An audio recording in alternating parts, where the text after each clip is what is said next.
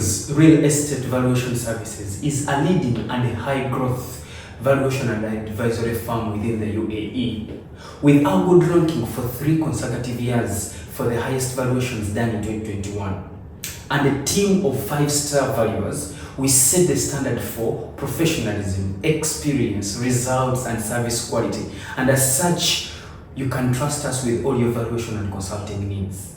My name is Kaiji Muzaffaru, a valuer here at Windmills Real Estate Valuation Services. And today I want to speak about the 5 methods to valuation. Previously, we did speak about the 3 approaches to valuation. Now, an approach is the broader way of how a valuer considers the valuation. However, the most specific way is called the method.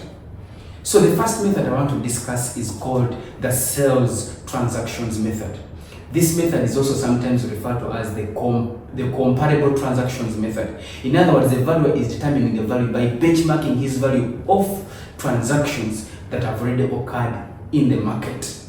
To use this method, the valuer has to ensure that he has sufficient market evidence that is verifiable as a result of an arm's length transaction, but importantly, that this information is reflective of the market. Now, under the income approach, there are 2 sets of properties that we need to discuss here. There are properties that are built to receive rental income, but there are also properties that are built specifically to accommodate businesses. And if you remove businesses from those properties will be rendered useless. Now, when you're approaching properties that are held for income approach, that are held for income generation, you need to know that there are 2 methods here. There are properties that are valued solely because of their profit, and those ones are valued using the profits method. Now, the other properties are valued using either the growth increased method or the growth expressed method. When you look at growth increased methods, now these methods, growth increased, in other words, all the risk is put in one yield called an on-risk yield. Most times, valuers use it for properties that are receiving a stable income, stabilized income.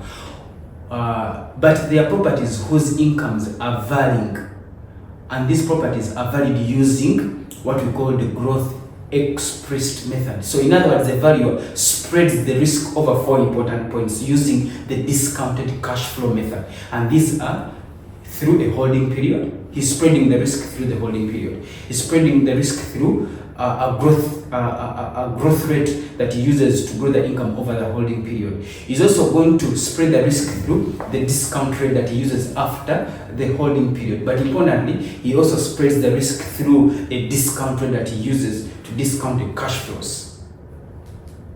The second last method I want to discuss is called the residual method. The residual method is basically important when you're valuing properties that are for development potential. These properties, specifically the valuer is determining the value of land. What happens is that the valuer first determines the gross development value of a finished project, and then removes the cost of producing that project, plus removing the developer's profit, and what remains is called the residual method. The last method to valuation is referred to as the depreciated replacement method, and this method is used by a valuer in overly specialized properties, where using any other method becomes almost impossible. And the valuer uses it to determine the value of the property by determining first the cost of producing this particular asset, removing the depreciation, and what remains as the depreciated replacement cost. He adds on the value of land, and what he gets is called the value of the property. Here at Windmills, we ensure that we remain informed on all these various methods of valuation. Thank you.